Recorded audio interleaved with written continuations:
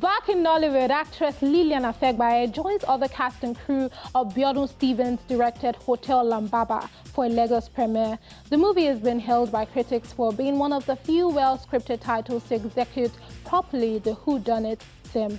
Take a look. Acclaimed Nollywood director Biodun Stevens teams up with American-based Nigerian movie enthusiast and first-time producer Lady Laide Daramola for a comic-spiced whodunit-themed movie titled Hotel Labamba. The movie followed the chain of events that happened in a hotel when a guest suddenly died in the premises.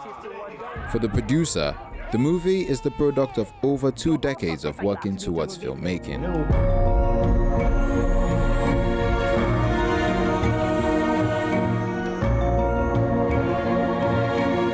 We need to close fast, 24 hours. The storyline is about an influencer who invites a man over from the abroad and she gets killed in the hotel that she brings him to, and the mystery is who killed her. And so we hope that everyone gets great laughs from it and they learn the lesson. We got a report about a death that happened in your premises. Who died?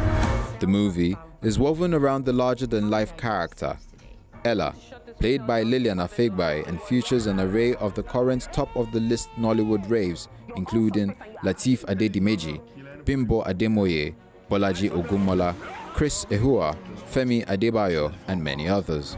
The storyline is tied to the fake it till you make it mindset that currently rules the social media space. Lillian, who has had her own fair share of social media scandal, understands firsthand the dangers that lurk around in that space.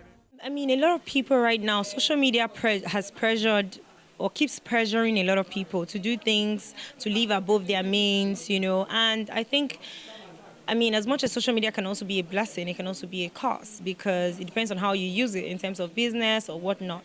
So I think the pressure is getting worse. You know what I mean? So young girls, they look up to people and sometimes they don't even know what those people are doing, how they're getting the money, and they just want to, you know, follow in their footsteps. And, you know, they tend to, you know, and like I always say, everyone's luck is, you know, is when you do your own now, then wahala go bust. And I think everyone should just take it easy, you know, take it jejely. But then again, it's okay to make mistakes. I've made mistakes. And I'm happy I did that, and I'm a better person today. Because, I mean, if someone told me, don't do this, I'm like, no, you're a hater. So make your mistakes, but just be smart and know when to stop, you know, basically.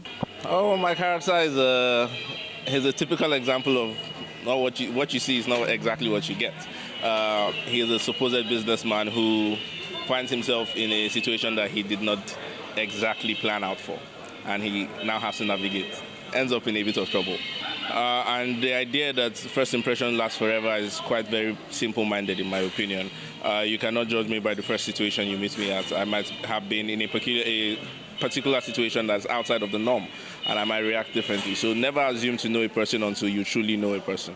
Director Biodun Stevens explains that even though the title of the movie now coincides with the name of an actual hotel, everything about the movie and its title was fictional and started from a mere conversation while sitting in traffic gridlock.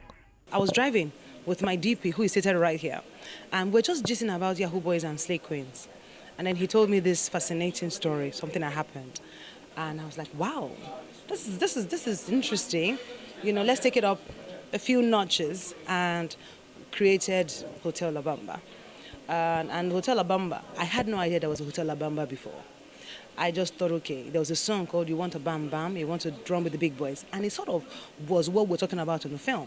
So I was like, okay, how about we name the hotel Hotel Labamba? With the Nigerian showbiz space getting a lot of global attention, it was a no-brainer for the executive producer to opt for Nollywood as opposed to making an independent movie in the United States of America, where she's based. When I was 26 years old, I'd never lived in Nigeria before, so I moved here to Nigeria, cold turkey, and I lived here for almost 10 years. And at that point, I was having my children, and I just thought that it would be better for me to go back to my home base, which is the United States. And so I've been going back and forth between Nigeria and America for a long while now, and I just have a passion for Africa. I've also lived in Ghana, and so it's a pleasure to see the great strides that are going on in Nollywood, and I just feel like it's a great start for me to start my career, and so I'm excited to see how we connect Africa with the indigenous people and also those in the diaspora.